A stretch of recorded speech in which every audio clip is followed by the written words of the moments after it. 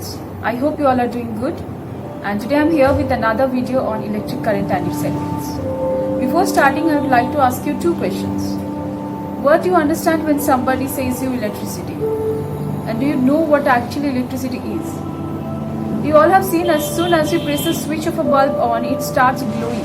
But why do you think the bulb starts with something flowing in this wires? And this something must have energy, otherwise it cannot produce heat and light energy in the bulb. And we call this something as electric current. And electric current has electrical energy that gets converted into heat and light energy when current flows through the bulb. And in this video, we are going to learn about it in details. So let's start. So, if it's asked to define electric current, we can define it as an electric current is the rate of flow of electrons in a conductor, and as per the International System of Units, electric current is represented by ampere. The important topics that will be covered throughout the video include electrical component and its symbols, electric circuit, the battery, heating effect, and the magnetic effect. To know the functioning of electric current, we need to learn about its sources because electric current cannot flow out on its own.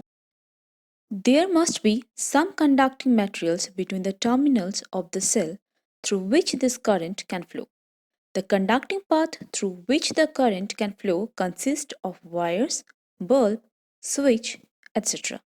At the right side, you can see a vertical and a horizontal line represented by positive and negative sign, which indicates the electric current flows from the end of the cell marked positive called the positive terminal through the metal wires to the end marked negative called the negative terminal, and so on. And such a combination of two or more cells is known as a battery. Now, we shall learn about the electric circuit in details. So, what is an electric circuit?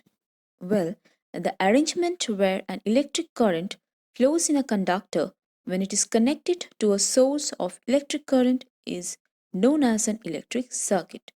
In keeping with the open and closed terminology of circuits, a switch that is making a contact from one connection terminal to the other provides continuity for current to flow through and is called a closed switch.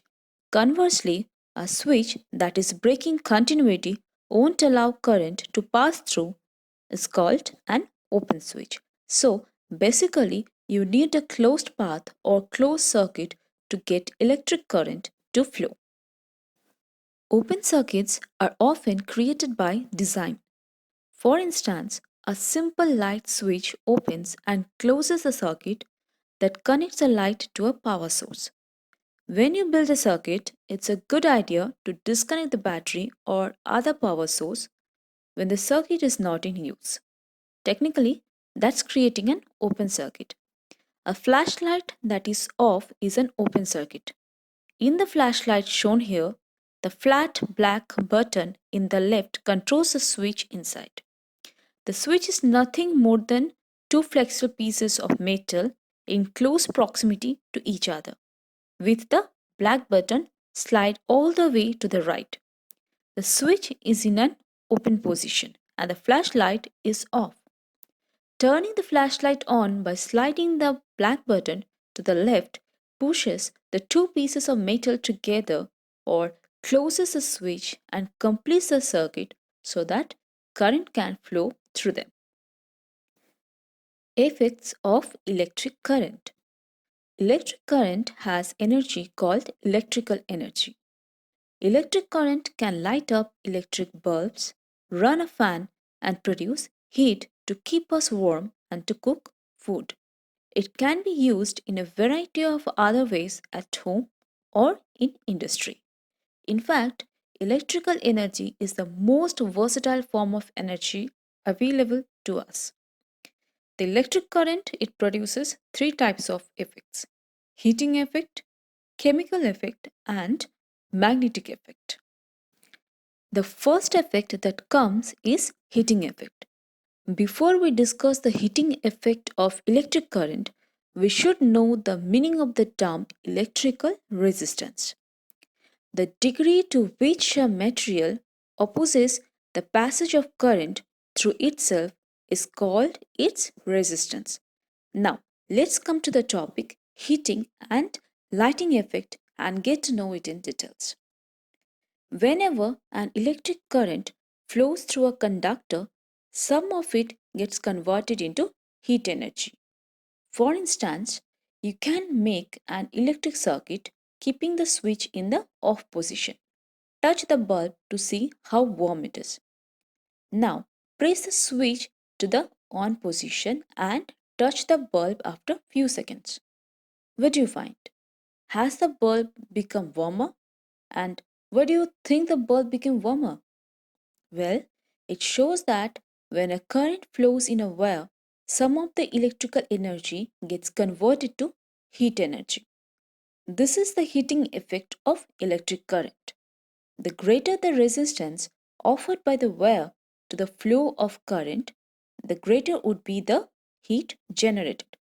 That is why copper wires, which offer very little resistance, do not get heated up. Nichrome and tungsten offer high resistance to the flow of electric current and gets heated up. Besides the material, the amount of heat generated in a wire also depends on the length as well as the thickness of the wire. The heating effect of electric current is used in a large number of domestic and industrial appliances. For example, room heater, electric iron, etc. In an electric bulb, also, it is the filament that gets so hot due to the electric current flowing through it that it glows and produces light. This is the lighting effect of electricity. Similarly, when electric current is passed into an electric iron, the element of electric iron, which is made of nichrome coil, becomes red hot and produces heat. This heat makes the button of electric iron hot. The hot electric iron is then used for ironing your clothes. So, all these appliances have a heating element or filament made of a material such as nichrome or tungsten. For different requirements, wires of different materials and different lengths and thicknesses are used depending on the amount of heat required to be generated.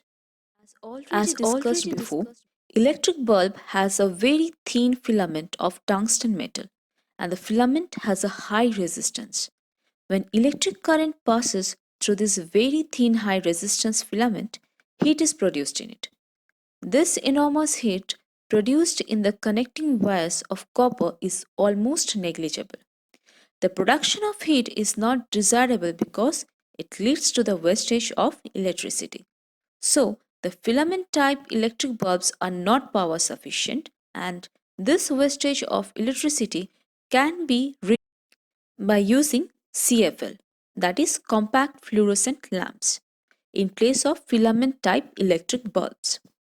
CFL contains mercury vapor, and the inside of the glass tube is coated with an opaque white material called phosphor. When the fluorescent tube light is switched on and current passes through it, the mercury vapor emits invisible radiation and glows to emit white light. Though CFL are initially expensive to buy, but they consume much less electricity and even they last longer than that of other types of bulbs. Next comes another appliance which too works on the heating effect of current, that is electric fuse. A fuse is a safety device which prevents electric fires and damage to electrical appliances due to excessive flow of current. The fuse consists of a porcelain fuse holder and a removable porcelain fuse grip. The fuse holder is connected in the household circuit. The fuse grip has a fuse wire fixed in it. When the fuse grip carrying fuse wire is inserted in the fuse holder, then the circuit of the household wiring is completed. Some of the causes of large current flows are firstly, short circuit. In household electric wiring, electric current is supplied through two insulated wires which run together and reach each and every electrical appliance. One insulated wire is called the live wire and the other is called the neutral wire. Both these wires are necessary for the working of an electrical appliance, and the touching of live and neutral wire directly is known as the short circuit. So, when this live and neutral wire touch each other directly, large current flows through the household wiring. This large current may heat the wires to a dangerously high temperature and fire may be started from it.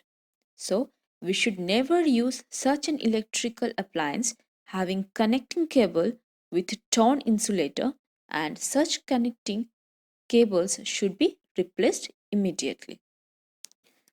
Now comes the cause of overloading.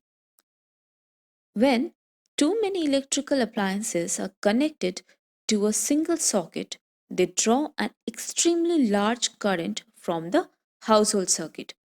This flow of large current due to overloading may heat the copper wires to a high temperature and a fire may be started from it.